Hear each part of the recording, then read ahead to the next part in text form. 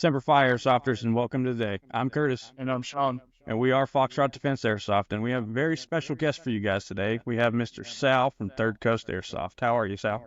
Doing pretty good. How you guys doing? Oh, doing fantastic. So why don't you give us just a little backstory on you? Let's see. 26 years, active duty Army. Got a little bit of time in there with the National Guard. So 1 March 2026, if all things go right, I'll have 29 and a half years and I'll call it done. I've been playing Airsoft since 1999. So I've seen the hobby grow from the days of the Springers and the Classic Army and the Plastic Fantastics. And we started, myself, Godfather, Coach, Castle, quite a few of us that are still on staff. We started Third Coast Airsoft in March of '09 in Texas, and we were off to the races, man. And then we partnered up with Junkies, Airsoft Junkies, back in 14, and we hosted a big event on the East Coast known as Stonebreaker. So we had Starburst in Texas in '09, and we had Stonebreaker in 15, and we realized, hey, this isn't bad. Let's do it. We are the second oldest event hosting company after Lion Claws. The fact that John Liu pointed that out to me and said, hey, you know, you're the second oldest event producer in the country. And I went, is that a good thing? Or are we all like, we're sadomasochistic and we like hurting ourselves. But yeah, so that's me, Third Coast Airsoft. I'm the chief of staff. I heard the cats. I'm the chief cat herder for TCA. So Nice. Oh, hey, you can't go wrong with that. You got to do something. yeah. My wife says, thank God it's a hobby. I played paintball back in the mid '90s, and that got expensive. And I said, don't worry, Yes. wife. I will pick a hobby that is less expensive. Haven't How's found this one one turned yet. out for you? No, not. I haven't found one yet. No, this one's good, man. We've as long as we're able to keep the lights on and not go too much far in the red. Anybody that says they're into airsoft to make money, they're lying. 10% profit margin is about as good as you can hope for. That's a good day. Yeah. Because it's you don't do this to make money. You do it to have fun. As long as it's fun, we'll keep doing it.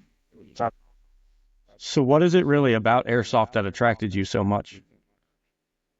Oh, I would say the realistic, again, coming over from paintball, and I remember a friend of mine came down from the Coast Guard Academy and said, hey, dude, check out this thing. I picked it up in Canada, and it was a electric M4, and he had an M9 pistol. And I remember looking at the M9 going, oh, my God, this thing, you have to rack the slide. The magazine goes in just like it's supposed to. And I turned around and I said, hey, looked at my buddy. I was like, hey, tell me if this hurts. He goes, what? And I shot him in the chest with it. And he was like, what is that? And after that, we were getting on, jumping online and ordering stuff left and right, putting ourselves further in debt, but neither here nor there.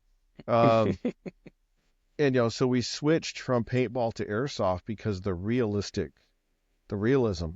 You didn't have to worry about a hopper and paint. You're doing immediate action drills. You're doing IMT, individual movement techniques, and you're not crushing your ammo.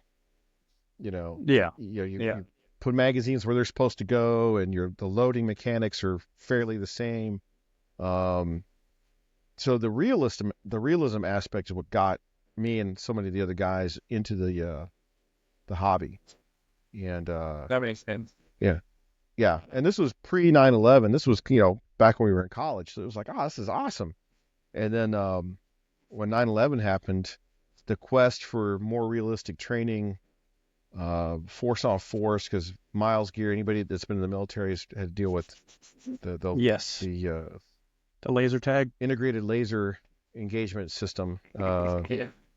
Let's pop smoke and just block all the lasers. So for us, this was like, you can't cheat a BB, so, No. Right. You can, but if you're trying to get something out of it, or you're trying to get more realism out of it, people cheat at paintball all the time. It was the realism that got us. And then coming back from my second deployment, a friend of mine took me to a Lion Claws game at Fort Knox, I think it was Irene. And I said, this is what a national level event looks like. Holy shit. You've got 400 people playing. Again, this is 2005. So you just kind of, you're looking at going, wow.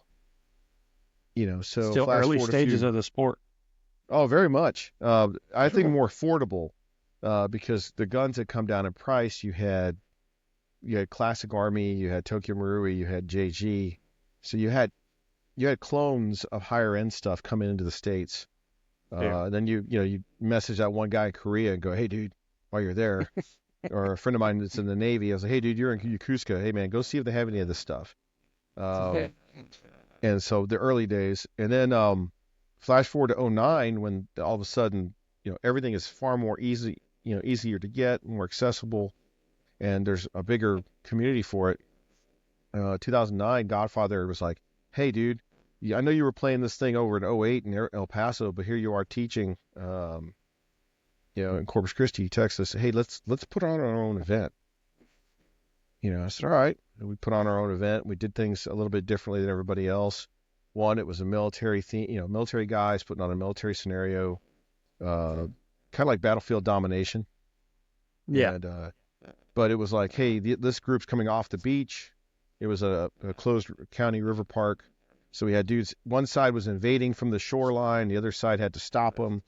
And there was different points on the map you had to control. And dudes, I'll tell you right now, those 91 folks that came out to that event were like, this is the coolest thing we've ever seen. I'm like, yeah, sign your waiver. It sounds cool. Yeah. Yeah. And so that was Starburst. And that's when people were like, dude, when's the next one? And we were like, when is the next one? And so we kind of got in the habit of putting on these events, and we had a blast. And so one, realism. Two, the teamwork, the team of teams, meeting other like-minded people that just enjoyed the hell out of the hobby. I mean, it was, and you only need to have iPro. Yeah, you might want to have some lower face pro if you're doing CQB, but you had guys that were just, this is awesome, let's do it. And then the aspect from the training aspect, guys were like, hey, this is pretty good. I think mid-caps had just come on scene back in 08, 09. They were fantastic. So no more winding mags. That's a pain. That's so long ago, but it seems like yesterday. Anyways. Yep. So Starburst is your longest running event so far? Yeah, we're having Starburst 14 this October. Wow. And Pope, may he rest in peace. He used to be a Lion Claw's chief of staff, and that event used to donate funds to the Marine Corps Reserve's birthday ball fund for the Marine birthday. And so they used to do an op called Bulldog at Fort Hood, Fort Cavazos. And it was just losing money. It took money to put on events. People don't realize that, right? You got to spend money to pay, otherwise you're paying to spend it in the red. So we took over that event and turned it into Starburst. We used to do Starburst down in South Texas. And the AO, it just kind of worked out well. The AO we used to use, the guy sold his property. And so we were like, all right, we're looking for a new AO. Lion Claws was like, hey, we're giving this one up, but we don't want the Marines to go without. So we assumed that AO from him, and we put on Starburst at Fort Hood, Fort Cavazos. And so a lot of people don't realize we donate to the Marine Corps birthday ball. So that way the Marines can enjoy their birthday party and not have to spend too much money out of pocket. So awesome. We did one last just donates March. Crayons. We could, but of course they're like, crayon jokes. So we did one in March this year, and the Marines were like, hey, can you guys do another one like in October? And we're like, this October? Yeah. We could do that. So we generally like to have about 100 days before an event to do marketing and ticket sales and all that. Yeah. So the Marines literally hit me up at like right at the 90-day mark. It was like, yeah, we can make this happen. And so we're off to the races for that one. That's 4, 5, 6 October at a awesome mount site that very few people, other than going to reindeer games or going to Starburst, very few people get a chance to play at an active duty military mount site. So we're excited to go back. Twice in 1 year. I've been in too many. Yeah, I know. Same here. I'm like, we did force on force training there before I deployed. But no, it's an epic location. And every event producer is different. We were talking before the show, talking about Centurion. I mentioned AMS. I mentioned Lion Claws. If everybody put on the same event, it would be boring. Absolutely. Like I always tell people, there's 31 flavors. Go try them all. One or two may be the ones that are just perfect. So. Yeah, you definitely got to find your cup of tea for events, really. And sometimes you kind of like the lighthearted, where it's, not a bunch of guys running around with migraines, or, hey, I like having a break and going back to the parking lot and shooting the shit and talking about what worked, what didn't, and then, okay, what time is it? Okay, let's get jocked back up. Let's get back on the field. So I think we found a good medium where it's not go, go, go. You're not worn out because you got to work on Monday. That civilian job thing that just kicks your ass. Yeah, pretty much. So, and a lot of the vets that I've noticed, we want to have time to bullshit and talk about the good times. So camaraderie. Stories that other people can relate to. Yes. Yep. And it also opens us up. Now, that's a good thing. You asked me why I got into this thing. I think the road to, when people talk about their traumatic stress, and being able to open up and talk about things, they can't go home and let me open up to my family, and they all look at you like, Uncle Dave is going to kill everybody. No. That's not what's going to happen. But he was just trying to. He was trying to talk. It's funny because the internet's awesome, right? You see a picture of a dude all wrapped up in his whoopee, laying on the dirt, and he goes, "This is how I spent my 4 years in college."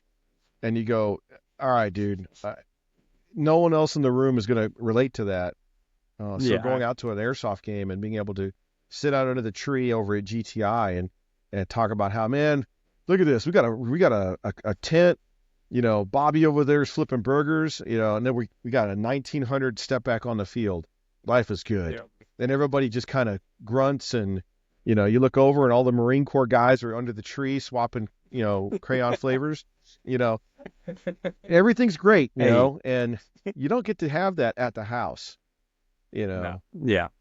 So it definitely brings the goodness back out.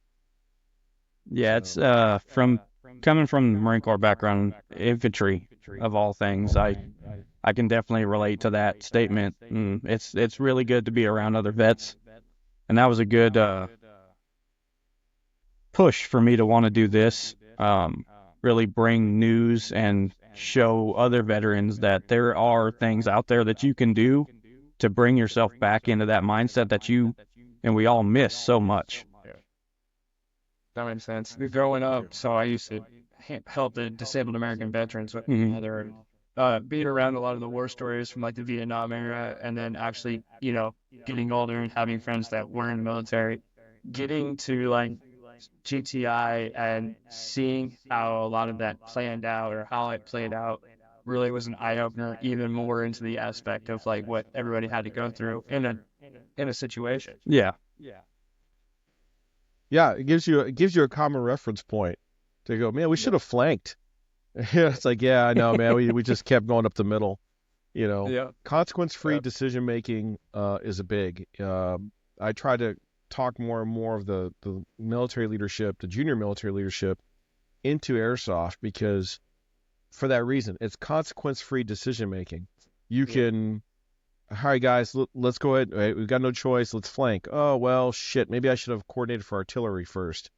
Oh, look, here comes a vehicle. If we had only coordinated our movement with this vehicle. And so talking to that junior lieutenant or that captain who's like, dude, I've learned more this weekend. And just and don't get me wrong, this doesn't take the place of an NTC or a JRTC or 29 Palms. That's a level of suck that you must experience. No. No. But moreover, we're in the service, we're go, go, go. and we don't have time to really absorb lessons learned. And so Yeah. having a truly learning and creative environment, can't speak this morning, not enough coffee. In order to have a true consequence-free decision-making environment is a big deal. And talking to guys who are in law enforcement, we're like, all I do is kick in doors, Sal. So moving through the woods, dude, that's fighting in the woods. That never happens for guys that are in law enforcement. Well, I mean, it could. It could, but you could, I could tell that when he was telling me that, I was like, yeah, that's, a Centurion. I'm talking to the guy. I'm like, so what do you do in your day job? He goes, oh, I'm a sheriff's deputy in North Carolina. I'm like, you guys don't run around the woods? He goes, no, dude, that's when we call in other guys to do that. I'm like, oh, okay, fair. But even for those guys, it's a consequence-free decision-making environment where, okay, that didn't work out. Let's try another door. Let's try another technique. No one's writing home letters. The chaplain's not delivering bad news to someone's family. And that's the serious side of it, right? It's like, I love how you're taking airsoft too serious. Hey man, for some of us, it was a method of training, and then having the ability to absorb lessons learned.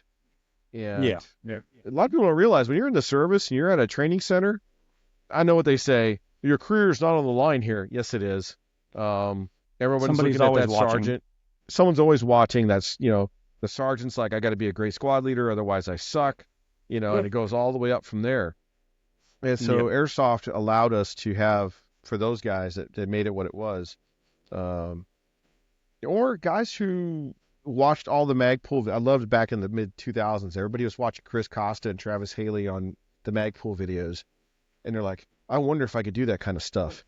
And I'm like, okay, well, go buy a couple of $1,000s worth of AR and pistol and go to a flat range. And no, there's none of that there. Airsoft might be a cheaper medium. And I saw guys out there switching shoulders and trying to get low. And they're like, yeah, dude, I can't really get under the car like Chris Costa can. I'm like, yeah, dude. You might want to, let's talk about fitness. You say I'm fat? No, I'm just saying gravity played a mean trick on you. Let's work out together. And so knowing guys who've dropped weight because of airsoft, and now they're getting into real steel 2-gun biathlons, and you saw the progress of that person's fitness, and they're making a change for life. They're not making a change for the military or law enforcement, and they have a medium like airsoft to better themselves. Yeah.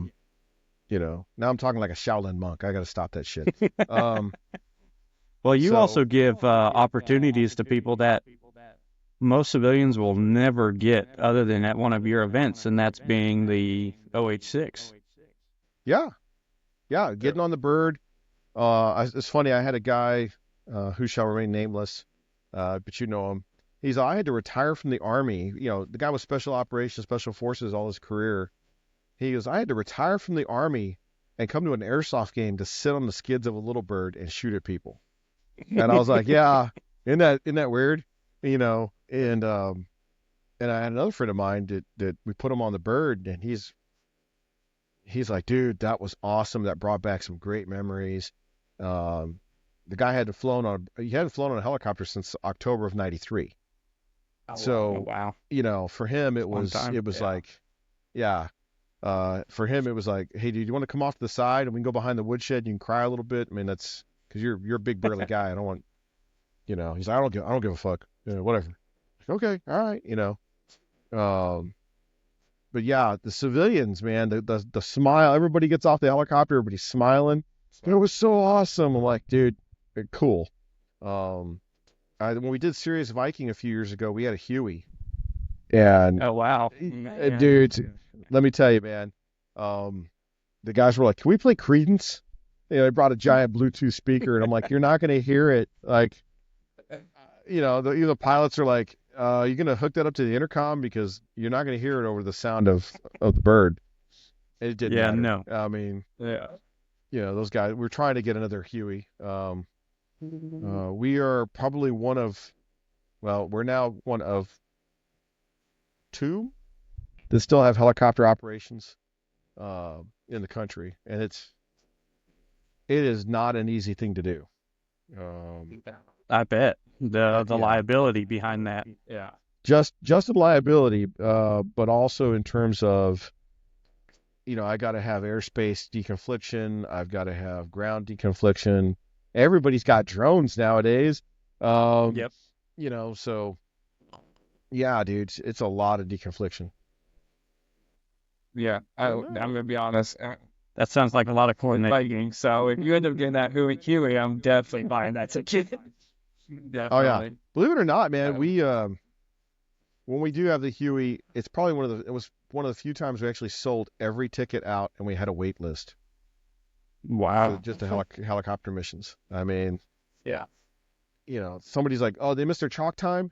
Shut up and take my money. I'm like, just get on the bird, man. Like, I'm as that thing's turning, I'm hearing like money being spent. Just get on the bird. I'm paying for the gas regardless. Yeah, pretty much. Yeah. But it is that is one experience that you don't want to miss. Yeah. Yeah. Yeah, in the Marine Corps, I was helo company for our deployment, and I've ridden on many birds, and that was probably sitting on the outside of the bird was probably the most fun that I've had in a long time. Yeah. Oh yeah. I can't wait for Stonebreaker. Yeah, we're trying to do it again. Stonebreaker, this coming Stonebreaker will look a little different from previous years. Guys going to Crossbones will see what I'm talking about. Because we've done 15 events at GTI. The quest is always, how do we keep it interesting? it's never the same battlefield. Like one year we moved the containers around, we blocked off the loop. And then I think at Stonebreaker this year, we actually dragged it a little bit just to create a little infantry hallway. The guys were like, don't go through there, you're going to die. Yep. Dead rags all over the place. So, and the staff at GTI is very accommodating because they know we're good customers. We got a great player base.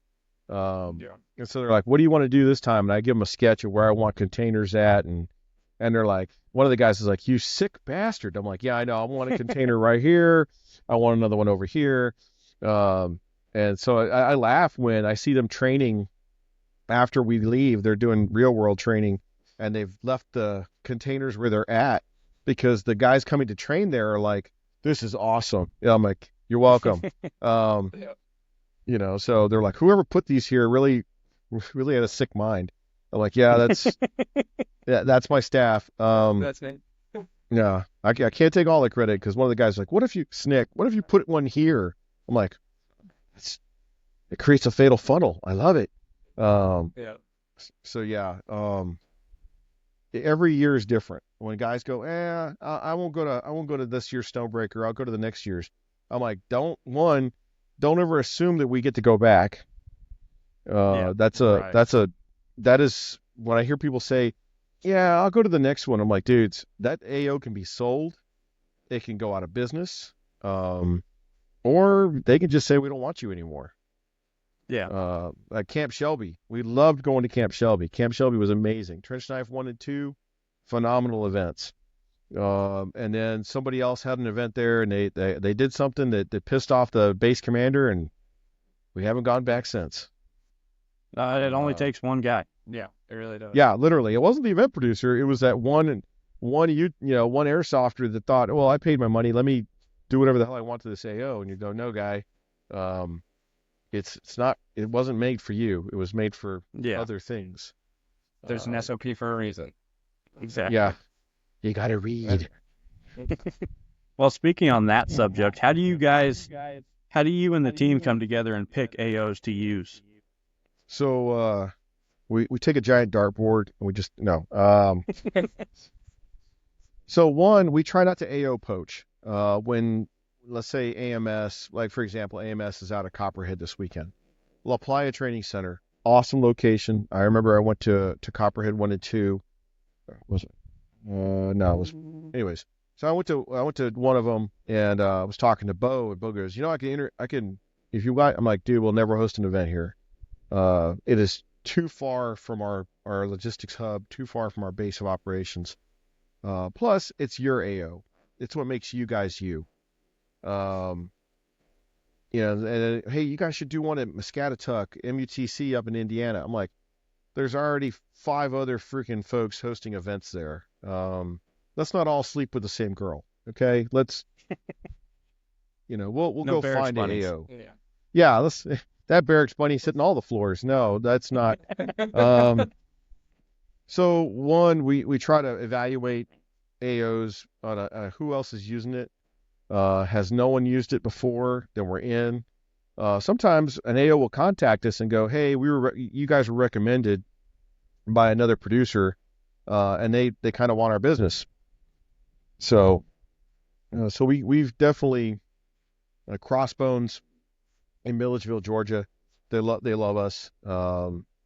We were using Vicksburg, old hospital in Vicksburg, for quite a bit until that hospital just kind of deteriorated to the point where it wasn't safe. It's sad. Some of the best AOs are just unsafe. Yeah. Yeah, but so yeah, that's the other half you have to take into consideration. When somebody calls and goes, "Hey Sal, I found an old closed VA hospital in wherever," and you go, "Dude, you said hospital.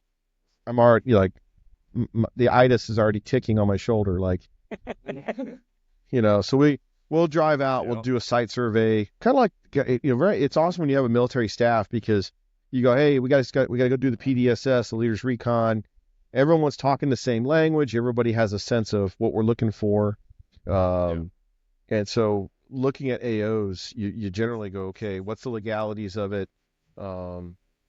Is the city cool with us being there? Is there a neighborhood nearby? Because we're kind of noisy. So yeah, man, has somebody else used it before? It's kind of like the first question. And then we see people come in and like GTI, they'll come up from behind us and go, "Oh, we're hosting an event there too." And you're like, "Great, good luck. Don't screw it up for everybody, will you?" Yeah. And then the staff there, the staff at that location will go, "Hey, what do you think about this group?" I'm like, "Hey, man, I don't know the guys." And they're like, "Oh, can't tell you one way or the other." Now, like Centurion's like, "Man, I'd love to host an event here at GTI." I'm like, "Yeah, let's go talk to the owner. Let's go talk to their scheduler." And a lot of people saw Dave at Stonebreaker. So it was, I was like, "Hey man, let's go let's get in good with them. And then you can do your leaders recon while you're seeing us hosting our event. And if you have any questions." And so that, that was that partnership that worked out well. And of course, coming back in May, I was like, "Dude, I love what you did with the place." That was a lot of fun. Muscatatuck, I don't know, a couple of guys on the staff are like, "Hey, we need to get our shot with that girl." I'm like, "Man, everyone else is hosting an event there. Let's go find a new place." Like Tennessee. Hey, man, we've looked at a few places in Tennessee. Now that you guys are down there, I could say, "Hey, would you guys want to go take a look at an AO for us?" And kind of stick your head over there and kind of like, "This will work out great." Okay, awesome. Yeah. Except for that church, which is right across the street. Oh shit, so. Having local eyes is a big deal. We weed out probably Absolutely. 90% of the ones that players will send us. "Hey, you should look at this location." Like, that's a state park or that's a state historical site. It would be cool, but can't do it. Yeah. And then the other 10% is what is in the realm of the feasible. For example, Vicksburg. No loud noises. Well, we can't use pyro anymore. What's the point? Yeah. But yeah, that's our AO selection process. Okay. And how many events are you guys doing in a year right now?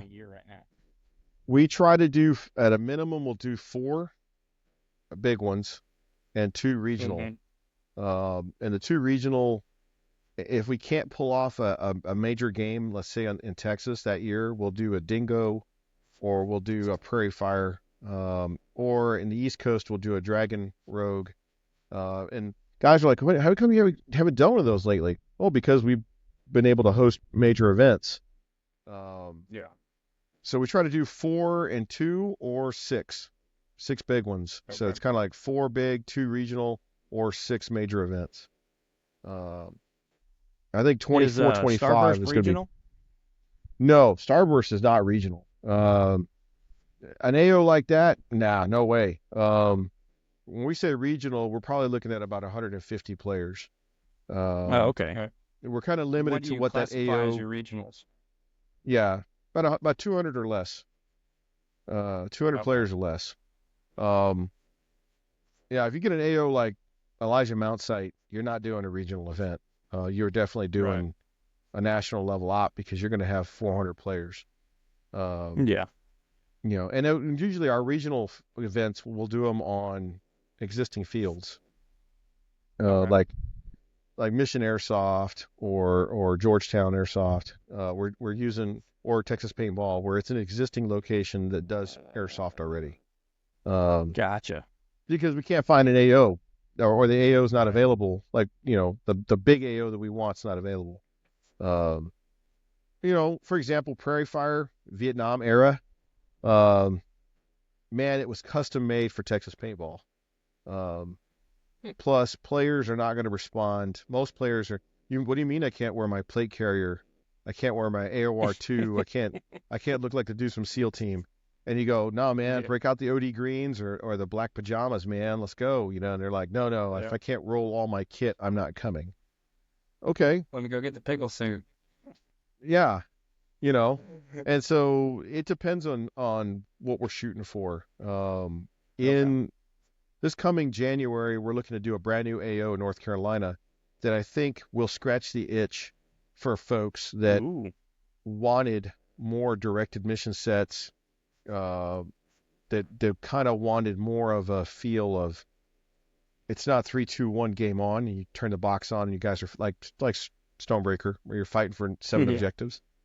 This one, it's like, hey, you're gonna fight for 2 objectives this period, so everybody's going in, everyone's going all in on this. And that's why Crossbones is kind of a big deal. Guys are like, I'll wait till Bone Crusher. I'm like, well, there's no Bone Crusher next year. It's Crossbones or it's nothing. And I think it'll force people. You talking about building the community. It's talking about getting people to, oh, now I know what company I'm in. I'm in Chaos Company. And Chaos Company's fighting over this objective. That's military simulation, guys. Hello. Yep. Yep. Less force dispersion. Yep. Yeah. Even then, I'm trying to explain to folks, if you guard this intersection, if you guard this crossroads, I guarantee you the horde will come to you. Well, I just don't want to sit here in the wood line and, 30 minutes of my life is just so long. And then what happens is that fight comes and they go, all right, this is good. I don't need any more of this. I'm like, yep. As 70 players attack a squad of 13, and there was no objective there. There was just a critical intersection. That sounds familiar, don't It does. It should. So yeah, that's why Stonebreaker I think is going to look a little different for 25 because we're going to do more shaped battles. So like guys who went to 29 Palms or the National Training Center, you'll know what I'm talking about because all of a sudden, damn, we're fighting over this one and this one and this one this turn. Yes. Are we fighting over the same 3 next turn? No. The fight will either move forward or back up. But you're going to have to stay, in contact with your leadership during the break. When you go to the parking lot, get some cold to drink, get something hot to eat, and then go find your leaders and go, hey, Freddie, how we doing this, man? Yeah.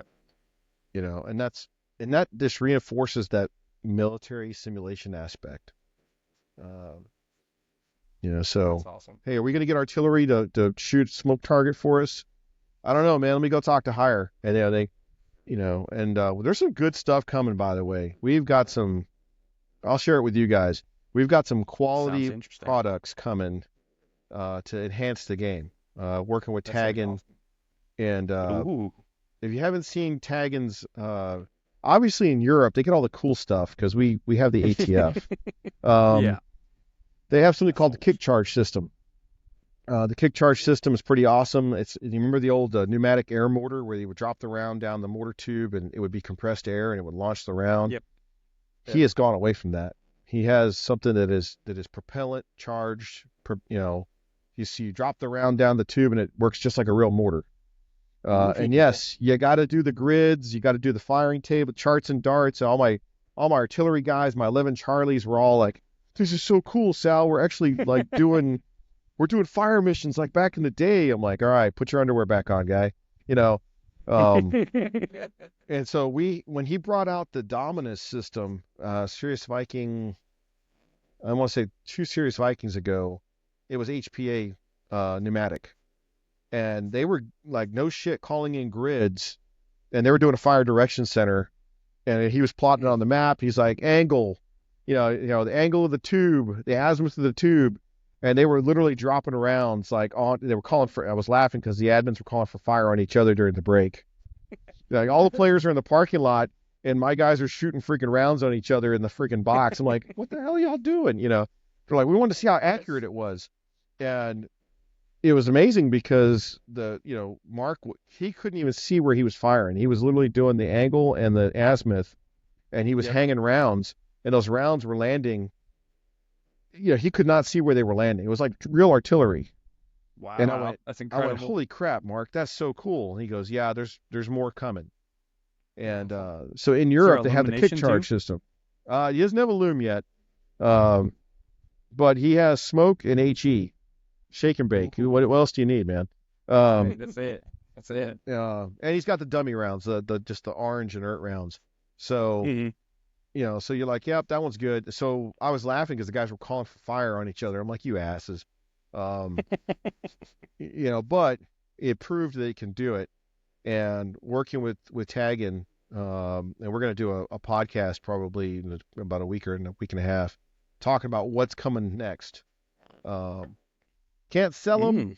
Yeah. Can't sell them yet because, we got the thing called the ATF. But they could be a battlefield enhancement. So I'll have to read up on shooting azimuths and stuff again. Well, all you got to do is give a grid, man. All you got to do is give a grid. Just don't give a grid to where you're at. It'll get people used to, or it'll actually mess a lot of people up from saying repeat on the radio. Yeah. Oh, yes. Yes. I cringe. I again, the day job, going back to work on a Monday or a Tuesday, and you get on the radio and you're like, all right, I gotta think before I hit before I hit the push to talk because I don't want to sound like an airsofter. Is hey you, this is me. Okay, got it. Because radio lingo is just, it's hard. I guess it's hard. Yep. It is. I did radio operator for 2.5 years for my platoon, so I know all about it. And it's definitely different because, like, being a ham radio operator, it is not the same as the military. At all.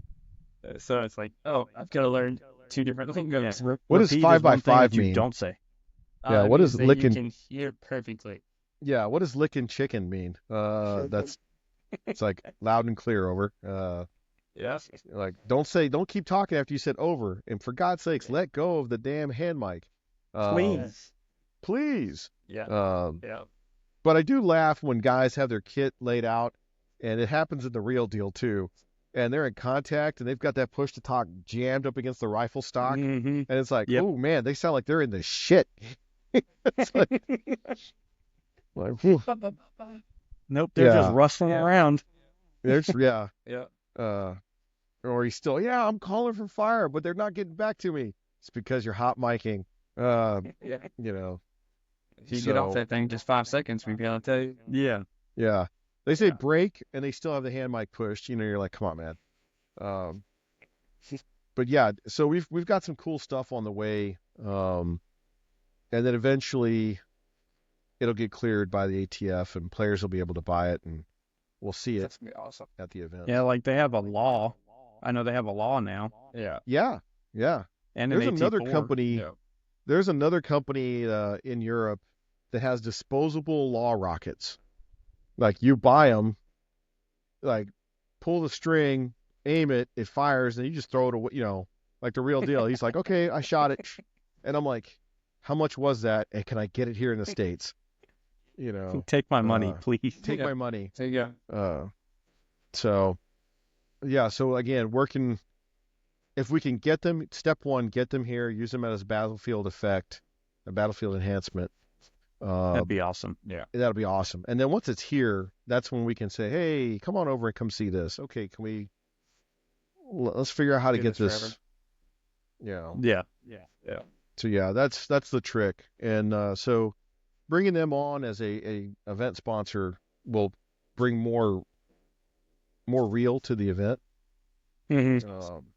So yeah, and then once it's here, you have that hope that no one will use it nefariously and won't get it banned.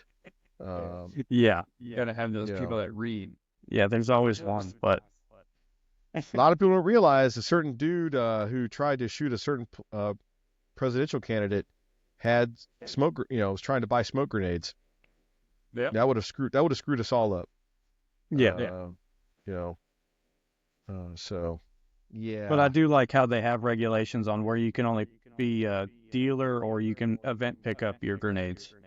Yeah. Well, that's because of hazmat. No one wants to pay more than the value. Like I could buy a $7 grenade, but I'll pay $67 in hazmat. Yeah. It becomes ridiculous. That just makes sense because what customer is going to do that?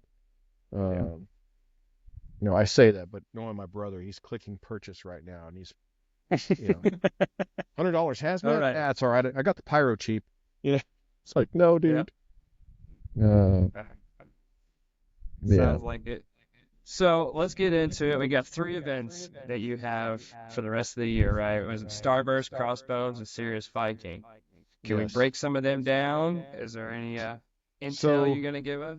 So okay, we'll start near and work out. Okay, so we've got Starburst coming up, Elijah Mount Site.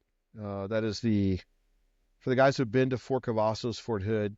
That's not Boaz. Boaz Mount Site was the one that was long, kind of going north to south. Elijah is more of an urban compound where narrow streets, it's built up, not out. And so got a lot more multi-story buildings. We use every bit of AO. So people come to our events. We're not all building centric. You'll have some objectives that are out in the wood line, or the helipad. Gee, that'd be awesome to have an objective there. Hope one side can secure the helipad. And so that one we've capped it at 450 players.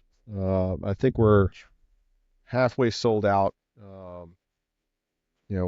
Again, as long as we have, we'll always that event will. Yeah, Starburst has always been awesome. Coach is working on a tier 1 because it is a multi-story building complex and the streets are very narrow and the alleys are very narrow. That gives Coach a little bit more in terms of design for the tier 1s. He is the tier 1 NCOIC, designs all the tier 1s. And so he's got some ideas for that one. But that's 4, 5, 6 October. I would tell people don't wait. If you're going to go, get your tickets, hurry. Definitely get your tickets now and get that tier 1 ticket. I can speak from personal experience. Get that tier 1 ticket. We're halfway sold out on that one, on tier 1s. Okay, so switching gears, Crossbones, 16, 17, 18, 19, 20 October, Milledgeville, Georgia, at the Rivers Prison Penitentiary Complex. It's probably the only AO and airsoft that is all uphill. So even when you're moving downhill, you're moving uphill. That AO, we've done Bone Crusher, Bone Strike, and now we're doing Crossbones there. It's kind of our ode to arthritis. Anyways, so that one is capped at 400 players because you can't shove any more than that on that AO. Guys that have been there before know that we like to have shoot, move, and communicate. We don't like it where you find a tree and you're stuck in it. You can't go anywhere. So we've capped it at 400 players. It's a directed operations set. I got a whole blog on thirdcoastairsoft.com about what it is. Even the mission sets are posted. So people can go, what am I fighting over? Well, by phase. Tickets are going fast for that one on the East Coast. I want to say one platoon is completely sold out for tier 1. Again, Coach likes that AO because it's a prison. It's designed to keep people in. Yeah. So he takes that into consideration. You might have to fight your way out. So he's working on that one. And then our big one for ending 24 with a bang is Serious Viking at the Guardian Center in Perry, Georgia, 6, 7, 8 December. That is like the World Cup of airsoft, man. Just because the AO is awesome. Lots of vehicles. We kind of go all out on that one because we allow 6 vehicles per side. If you've never worked with that vehicle before, you're gonna love that one because you're like, hey, dude, you got to, what company you in? I'm in Grizzly. Great. Do you have room in the back of your truck? Yeah, come on. And that saves you a lot of walking. I need a ride. Yeah. I've seen guys even try bicycles. It's kind of awesome. One Serious Viking, he got 4 of his dudes on mountain bikes. 3, 2, 1, game on. These guys took off riding their bikes. And for the guys that have been to Guardian Center, their goal was to push south and get all the way to the subway station. And they got about 3/4 of the way down there, and they didn't realize they ran right into a bunch of commandos that had been forward dropped. So Recondo kind of kicked their ass. But I was kind of like, all right, that's interesting. We've seen that before in history. One dude's like dump pouch got immediately sucked into his back tire. It was kind of like, but their goal was like, hey, we got to cover a lot of ground as fast as we can. I was like, hey, that's not a bad idea. And the road is in the map, so go for it. Now I'm going to see a bunch of dudes mounted on bikes. Anyway, so, but I mean, and again, consequence-free decision-making process, right? They were like, hey, let's try this. That game is capped at 700 players. Just because 350 on 350 with 12 vehicles running around, that's going to be wild. That AO is pretty large. I'm excited. Dude, I'm excited for it, and I'm just the staff. So, what I love about that AO is, again, the streets are wide. But if you're not looking for those little blind alleys, you'll find them and go, hey man, we can get all the way back behind them. Yeah, I'm glad you found it. A lot of people don't realize we put our objectives when we design the actual event. We put objectives. Each objective has a problem you have to figure out. If I'm not holding this building, there's no way I'm going to get to the X. If I'm not pushing past the objective, there's no way I'm going to hold it. If I don't tie into my left and right friendlies, there's no way I'm going to get to the objective. So there's a lot of design that goes into Serious Viking. It's always awesome to see players just push themselves. Like, it's a lot of people on one field. Yeah. And again, the AO is big. I mean, I'm about to drop 101 this evening to see where, you'll see where all the objectives are at and go. That's going to be awesome. Like, again, the staff, we go into design immediately after Serious Viking last year was over. That Monday, as we were cleaning all the event stuff, the design committee is back in the office looking at the map going, what does next year look like? So we're looking at it going, all right, this worked, this didn't work. If we move the objective just a hair over a block to the left, what does it look like? And so when I say a lot of thought goes into the scenarios, it does. It truly does. And when you're out there playing, you really don't think about that part, but getting to hear it from this side, you definitely will get to think about it while we're out there playing. Yeah. Or, the funny part is I have 2 lieutenant colonels military retired. Each one is an advisor in the talks in the command posts. And the command posts aren't just for the command staff. You can walk into your command post, you just a rifleman, and go, hey man, I'm in Dagger Company. I'm just curious. We've been trying to take Mary for like the last hour. Can I throw an idea at you? And you're talking to the advisor who's got 20 years plus of maneuver experience in the military. And, talk to Lieutenant Colonel retired Mendoza, and he's like, what are you thinking? Well, I'm thinking if I take this intersection and I have a vehicle support us up here, I'll be able to hold it. All right, go try it, And he's like, is it going to work? I don't know. but you have a great idea, And so we've seen players that all of a sudden they kind of take charge of the replacements that are outside the command post, and then they go try it, and it's like you see live on our app on Cerberus, you'll see that map change color, that little point change color green, and you go, holy shit, they did it. And then later on, the guy comes back to the talk and goes, it worked. And you go, yeah, man, you had a good idea. Get a vehicle to support you, get a couple of squads together, go for it. Or you get a guy who's frustrated and he comes to command post and he's like, this is bullshit. We'll never take that spot. And okay, well, what are you trying? Well, I'm like the Dallas Cowboys offense. Hey, diddle diddle up the middle every time. And you go, well, quit trying to run the ball and try to do a flank. You know, and all of a sudden they're hitting the subway and they're coming out midway through the subway tunnel and they're behind the enemy. Yeah. Subway sounds fun. Yeah. Yeah. That all sounds interesting. Yeah. So I love that AO because it gives you the space to get lost in. You find a player and you go, where are you going to, man? Oh, I'm going to the C-130. I'm going to Heather. Where do you think you're at? He points on the map and you go, that's not where you're at, man. Oh, no, don't listen to the admin. He's fucking with you. I'm like, dude, I would never fuck with you. The admins are not there to fuck with you. You're fucking with yourself enough. By the way, north is that way.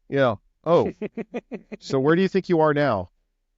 And he's like floating his finger, looking at art, like getting warm. I'm here. Yes. Where are you trying to go?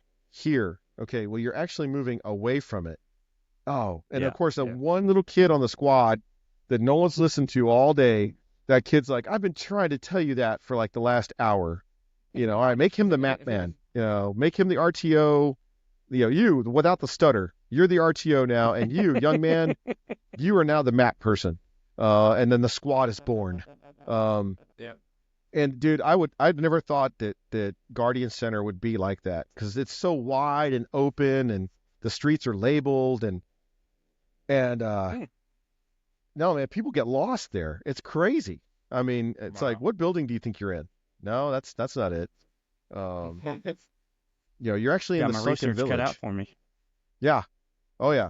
And then trying to tell your command where you're at, and he's like, just give me an intersection, bro. Oh, I'm on D Street and F Street. No. Look at your map and tell me what the graphics say. Oh, I'm on the MSR and I'm on Tampa. There you go. Now you've just told somebody where you're at. Because we don't change the names on the maps. A lot of people are like, it's a route Apache. It was funny. We were using TCA names at GTI at the Centurion event. It was like, yeah, man, I'm on route Apache. Yep, I know exactly where you're at, man. That has been the same name for 15 years. So the hilarity of it. Well, you should change the name. I'm like, no, that'll really get people lost. Nothing. Yeah. Keep it simple, stupid. Yeah. Especially when the staff is like, you need a fire marker to drop smoke where? And you're like, Cherokee at Choctaw. Yeah, okay, I know where that's at. And then later on you go, hey, Lucky, do you have a map on you? No. Wow, dude, you just know it. It's up here after so many years. It's like, I'm glad I didn't change the name of the routes. So. Yeah, absolutely. But yeah, man, so that's Starburst, Crossbones, and Viking. And then Iron Fury, once we go final with the AO in January, we'll announce that one. And that's North Carolina. That's the new one? That's the new one, yeah. Oh, okay. Well, January might already we'll be looking into that one. Yeah. And it won't be it won't be the same price as a lot of people don't realize, man. Guardian Center is a very expensive AO. And you know why? You just look at it and go, this is not cheap. No, it is not. Yeah. What we're looking at for January is being more of a mid-price game, kind of like Crossbones, where you go rake some leaves, go shovel some snow, I start an OnlyFans, whatever, Whatever it that's what I tell my staff. So that way we know, hey guys, we know that this hobby is expensive. Especially when you're trying to get like a team of teams like Tennessee. Hey man, we're going to this event. We're trying to put a Task Force Tennessee together, or Task Force. I remember back in the day, it was like Task Force Volunteer, and a bunch of guys were coming, and it was like 15 dudes. And I was talking to their team leader, He goes, this is like a damn deployment. I was like, yeah, man. You had to like do SRP, make sure everybody had their shots, make sure everybody, yeah, I believe it. But you're all here now, and you got that, Yep. everyone's smiling, everybody's having a good time. So yeah, that's January, and then March we're back at GTI. So for Sweet. How into Stonebreaker. that one? I didn't get to Yeah. go to Stormbreaker this year. I missed out. Yeah, we're already talking to the bird to see if we can get the bird lined up. I think with a directed mission set at Stonebreaker, where you're going to be fighting for these 3 objectives, the helicopter pilot's like, oh yeah, I know exactly where to fly you guys. That's right. Yeah, he's because when we do the force on force, he's flying you around, and you're trying to like, all right, I see guys there, I see guys over here, and then you land, and a lot of these guys, the first stop you should make is go over to the command post and go, guys, let me tell you what I saw from the air. Yeah. And they're like, oh, and then if you really want to get high speed, have comms with the headquarters, and you're calling for artillery fire from the helicopter.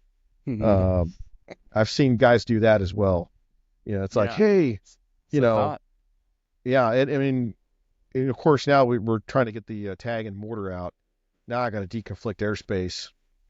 Like, hey, I can't have the aircraft flying through the arc of the rounds. Yep. That would be bad. That'd be horrible. Yeah, so that's just more trigonometry that we'll figure out. The players never see it, but it's like, hey, how come I can't get our mortar fire because the helicopter's flying? Come on, man. Yep. But again, that's a lot of people. One of my guys who's a retired lieutenant colonel, he's an air defense officer, so he was used to shooting planes down. So now I'm like, hey, dude, you got to do airspace deconfliction. Yeah, he's like, okay. Do the opposite of what you did. Do the opposite. Time Yes. spent, I need you to do opposite now. Yeah. But yeah, man. That's awesome. So yeah, that takes us out to March. We've thought about doing a Vietnam game in April in Texas before it gets too hot. Because good Lord. You see all the guys signing up for a Viet Cong wearing black in July? Oh God, no. No. No, it's not. But we've talked about doing a Vietnam game because there's a remarkable demand for guys. They're like, oh man, you guys have got to do it. Yeah. And I'm like, yeah, we might do another one just because it was fun for the staff because we actually got to run with the players. It's awesome. It's a smaller event. So like coach is all Viet Conged out. He's got the rice hat on. He's got his AK. I'm dressed like a first cav guy. It looked like I stepped off the set from We Were Soldiers. It's a great time, but if you wait too long, it's too damn hot. You're getting the full experience. So we're trying to shoot for an April execution here in Texas. Let's minimize those heat cats. Yes, very much so. So yeah, we're looking to do one of those. We just got to get it on the calendar. It was odd. The guys from Wolverine were like, "When are you doing another Vietnam game?" I'm like, "Whoa, that was from left field."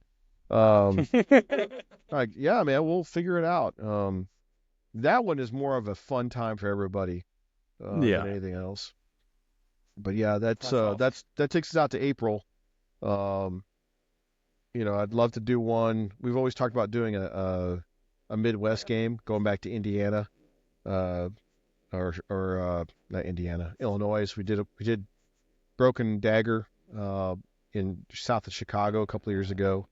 We'd love to go back to the Midwest, Tennessee. That'd be cool. If we could find a good AO in Tennessee. You just let us know. Hey, you just got to find one for me. Hey.